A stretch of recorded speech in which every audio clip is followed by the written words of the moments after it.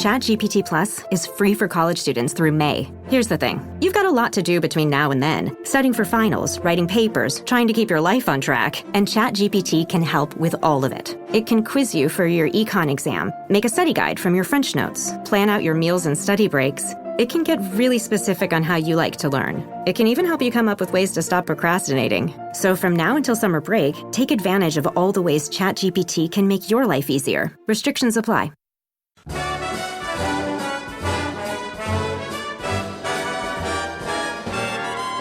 Oh, the weather outside is frightful, but the fire is so delightful.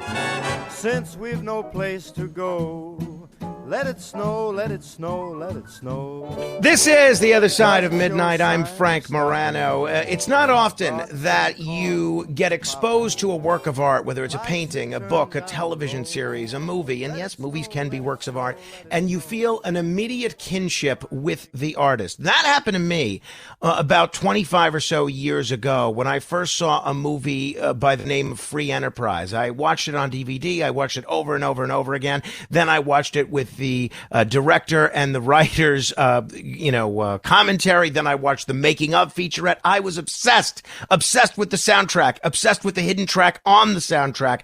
And after I watched this film, I said, how is it that I did not make this film myself, despite the fact that I've never been a filmmaker or anything like that?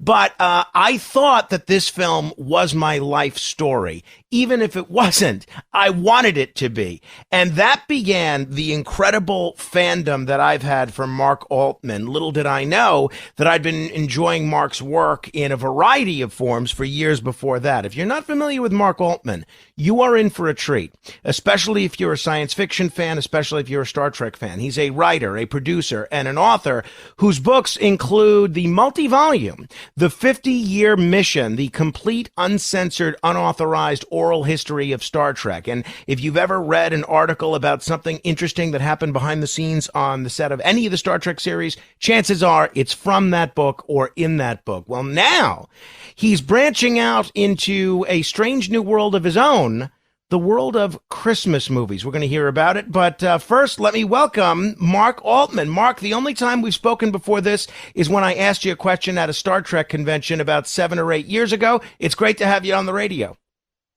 Oh, it's great to be with you, Frank. And I appreciate you saying 7 or 8 years ago, because when you introduced Free Enterprise and said it was 25 years ago, it really scared me. I mean, of course, you're right.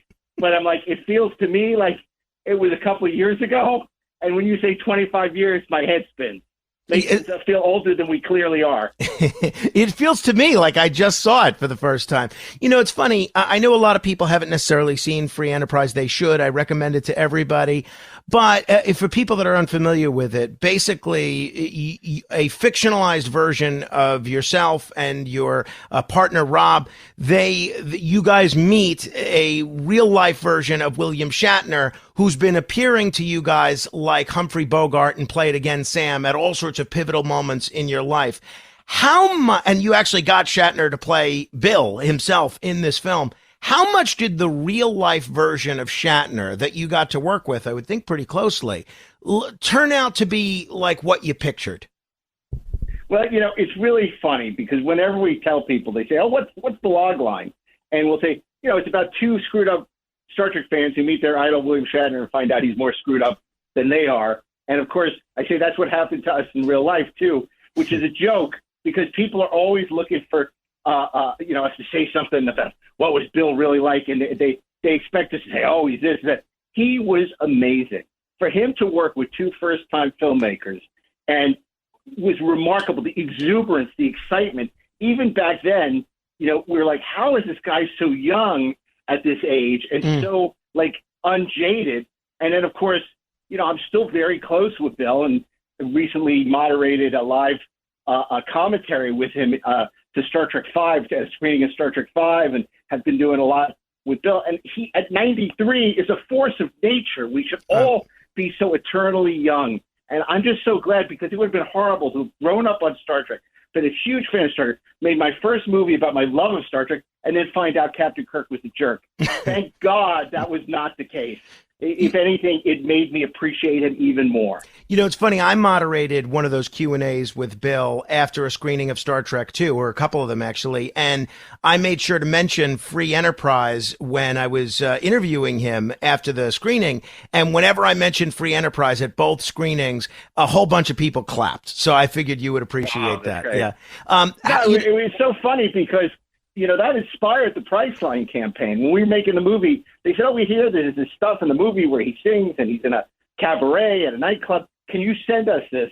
And we did. And, of course, the campaign made him even more rich than he already was. It was a huge, you know, and I'm like, they could have at least sent us some free plane tickets or something. I got nothing out of it. It's funny that you said that, because at the time that Shatner did your film, he was known, he was famous, and he was doing some things. He had just done Rescue 911 not long before that, but he really wasn't the megastar that he was before and after. And there was this whole resurgence of Shatnerian fandom after that, not just the Priceline commercials, but his roles in Boston Legal, Miss Congeniality, a few other things. What do you attribute the Shatnerian resurgence to? Is it nostalgia? Is it your work? Is it something else?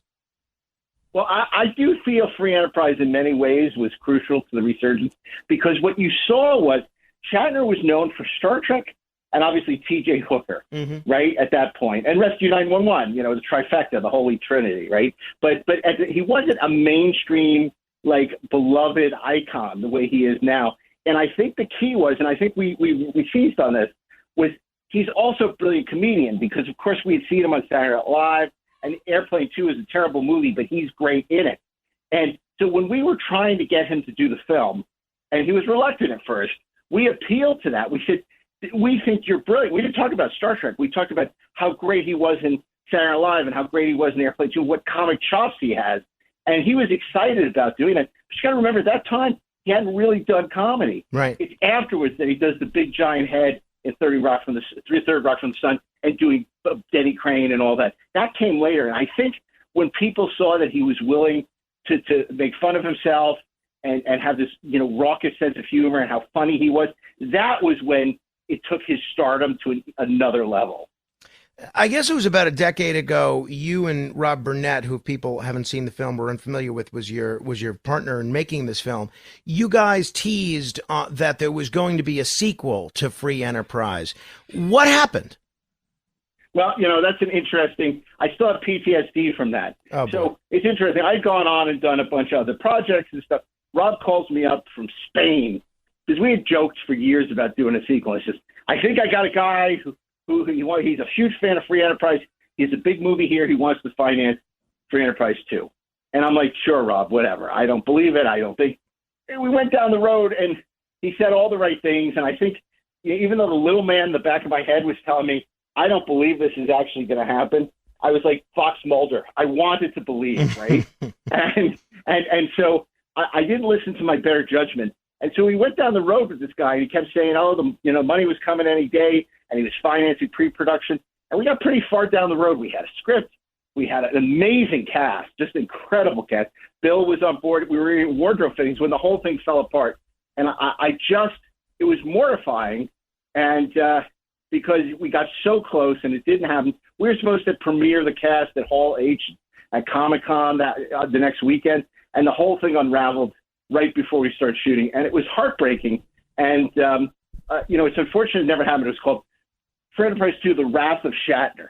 Oh. And ironically, the premise was, and it was really out there, was Bill was going to bring peace to the Middle East.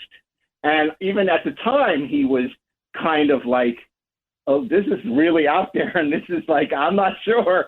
But it would have been amazing.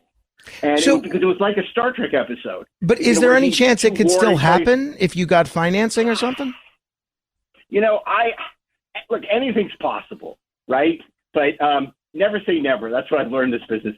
But I think that ship has sailed in a way. Uh-huh. I think Rob, the director, is much more optimistic. And, I've gone on and done so much since then that, I don't necessarily see it happen, but you never know. Gotcha. You never know. And I think I think it would be a lot more controversial now. Oh, I'm sure. That's why it's got to be done. I'm gonna start a GoFundMe on that one. That'd be great. All right. 30 minutes after the hour, this is The Other Side of Midnight. My guest is Mark Altman. We're going to talk Christmas movies in just a second. But, Mark, I can't avoid having you on and not asking about your books, The 50-Year Mission, The Complete, Uncensored, Unauthorized Oral History of Star Trek. You did one for the first 25 years and one for the next 25 years. You could probably count on two hands the number of franchises that have had this degree of enthusiastic, enduring fandom for a half a century the way that Star Trek has. What do you attribute that to? What is it about Star Trek that has people still watching episodes from 50 years ago and still clamoring for new books, TV shows, movies, and everything else? I'm gonna sound like a cliche, sure, but I think it speaks to something in all of us that are ultimately optimistic and hopeful and believe in a better future, that the world will not stay the way it is, and that we can all come together and with more empathy and more caring.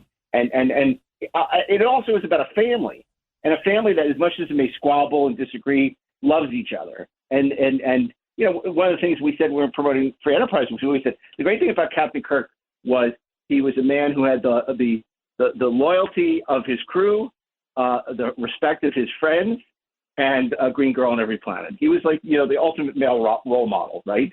So, you know, I think, you know, and most of the Star Trek iterations, the ones that work, also have that appeal that this is a world we want to live in. This is a world, and it's so rich and it's so well drawn that's why people want to know how it was made and keep coming back to it no matter how many times they've seen the episodes. I mean, even me, I said, you know, I was off doing movies and TV. I never planned, you know, after leaving my journalism career behind, ever doing anything like this.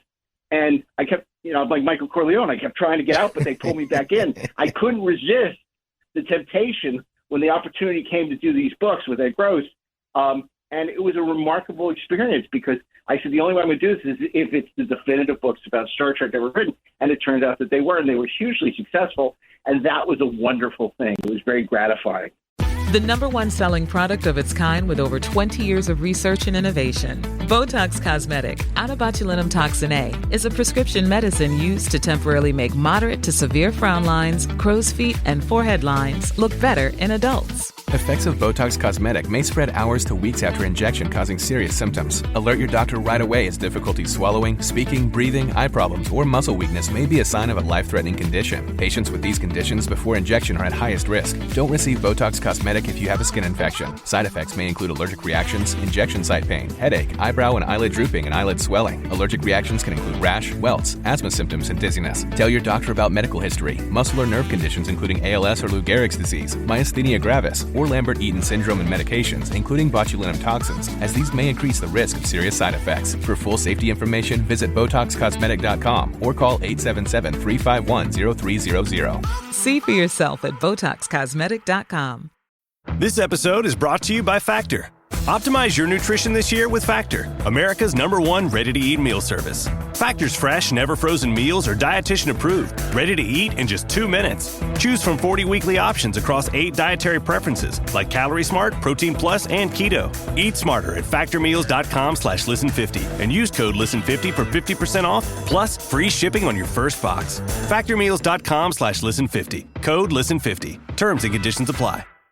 Hey guys, have you heard of Goldbelly? It's this amazing site where they ship the most iconic famous foods from restaurants across the country, anywhere, nationwide. I've never found a more perfect gift than food. They ship Chicago deep dish pizza, New York bagels, Maine lobster rolls, and even Ina Garten's famous cakes. So if you're looking for a gift for the food lover in your life, head to goldbelly.com and get 20% off your first order with promo code GIFT. Faraday presenta Ojos con Alergia y Picazón contra el jardinero. Y el ganador es Faraday Extra Fuerte. Para aliviar la picazón de los ojos por alergia, actúa más rápido y supera a Claritin y Flonase aún a las 24 horas. Faraday, adelante. You know, it's funny. Whenever I've had Shatner on the radio or other segments that I've done having to do with Star Trek, a whole bunch of people always write to me and say, yeah, but all those guys that he worked with, they all hate him. And you allude to this in Free Enterprise, and you cover some of the drama in the original series and in the movies in your books. Is for folks that have not read the books, clarify that for us. What is the deal with the tension that seems to exist with Shatner and George Takei and James Doohan and whomever else? Well, I think it's a little inside baseball in a sense, because in Hollywood, you know, there's number one on the call sheet. That's your star. And then there's the supporting cast. And I think there's a natural resentment that the supporting cast has to the star. The star is getting all the publicity. They're getting all the good lines. They're getting the story. And there was a resentment that a lot of the supporting cast felt they should get to do more.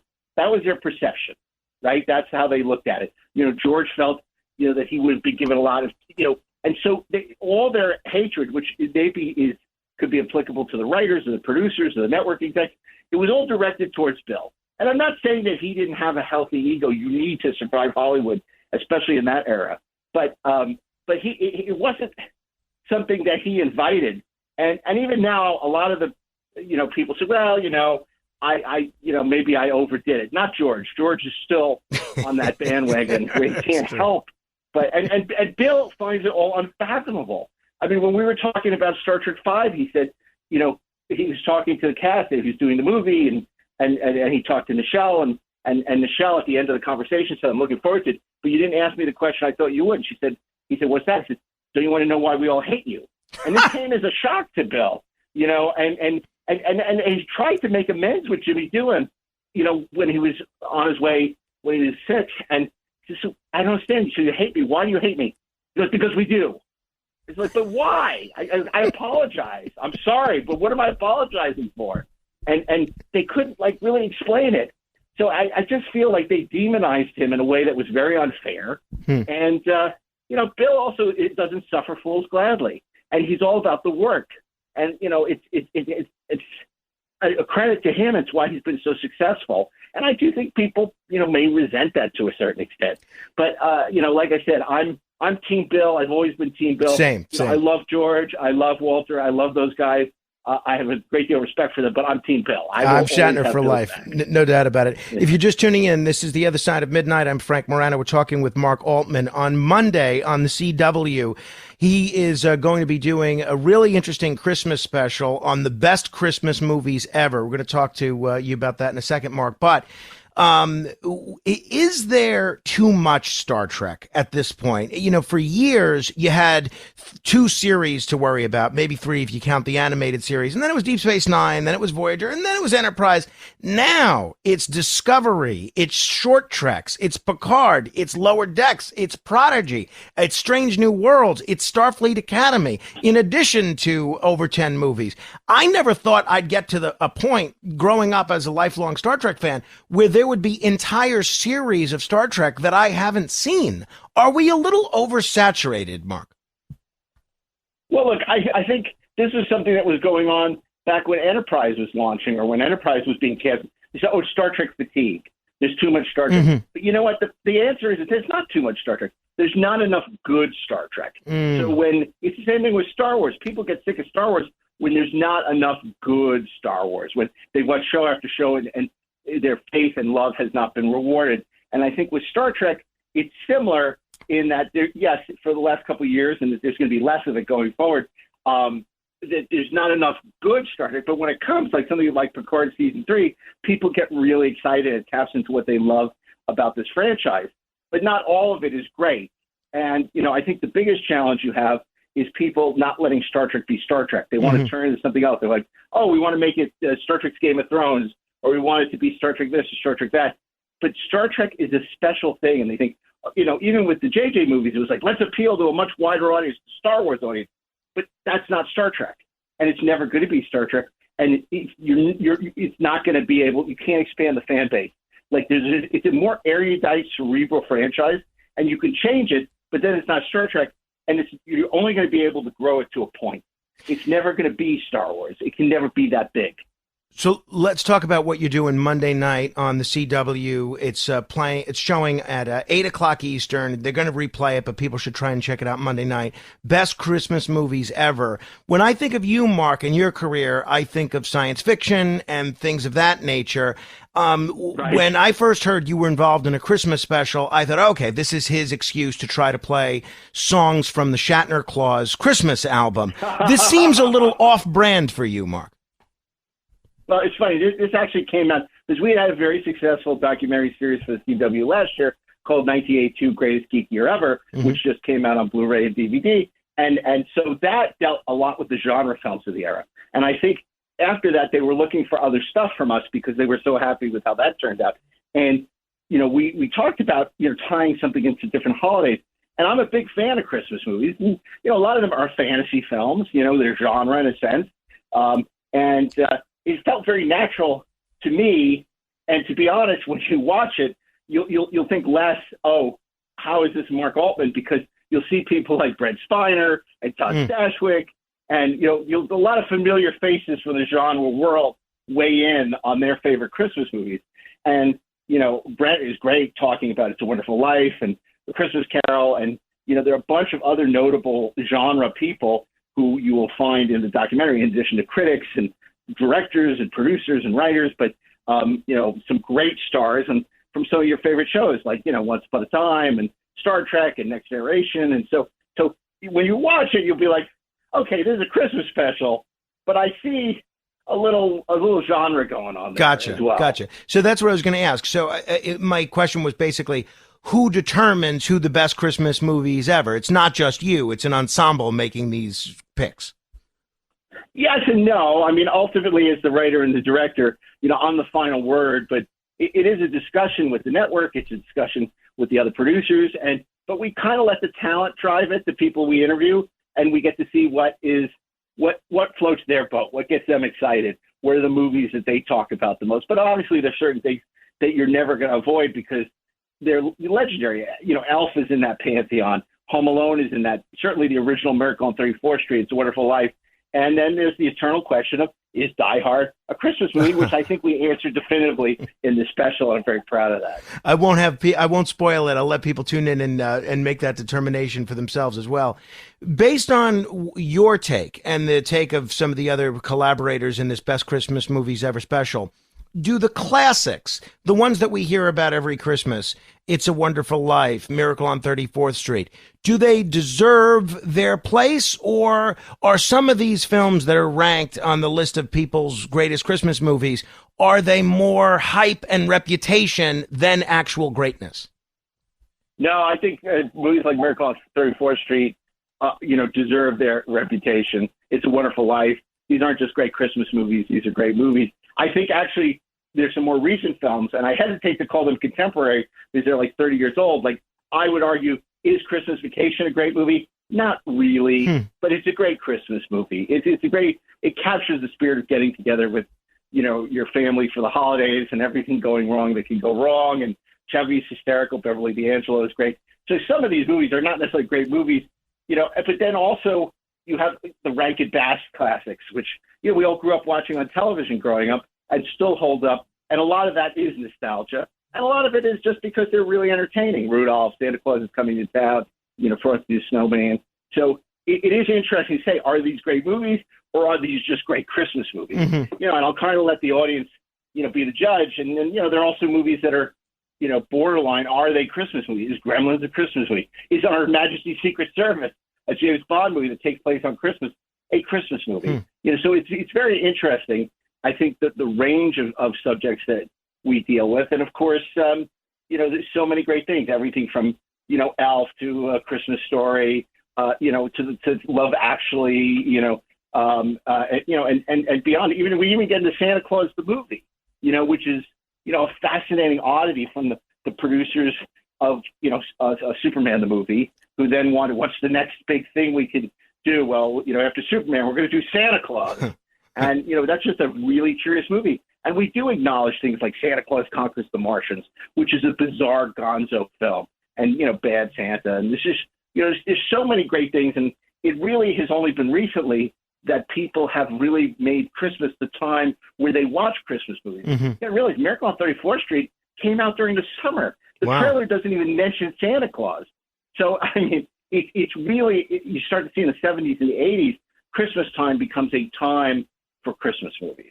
And that's what we celebrate in the documentary. I feel like you've alluded to a couple of picks that people may think are overrated. I don't even have to ask if A Christmas Horror Story with William Shatner is included in this list. It had better be. Well, but you know, I'm going to give you an exclusive. It's not, but you know what's in there?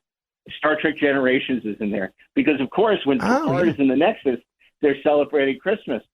And, he has Christmas with his family, and it has a whole Christmas motif. So we do briefly talk about Star Trek Generations. We got it in there. So there's a little Star Trek in there. Where does the Star Wars Holiday Special rank in the pantheon of Christmas movies? I think if we did a follow-up special, worst Christmas movies ever, then we would celebrate Life Day and and the funny thing is, if you remember, that premiered around Thanksgiving, so a lot of people associate it with Thanksgiving, but it really is a Christmas movie. Life Day is a Christmas movie. And man, that is just an awful, with the exception of the Boba Fett, animated vignette, it's just an awful, part of Star Wars history that, I think we'd all rather forget. Holiday movies often tap into sentimentality. Did working on this project make you reevaluate your feelings at all about the holidays? Well, it did inspire me to want to do a Christmas carol, a Hanukkah carol with Larry David. But I don't know if he'd be game, but that's my new dream project. I think he'd be a great Ebenezer Scrooge or Ebenezer Bernstein or whatever. But I will say this, the holidays are a special time. The decorations, the presents, the peace on earth, all that.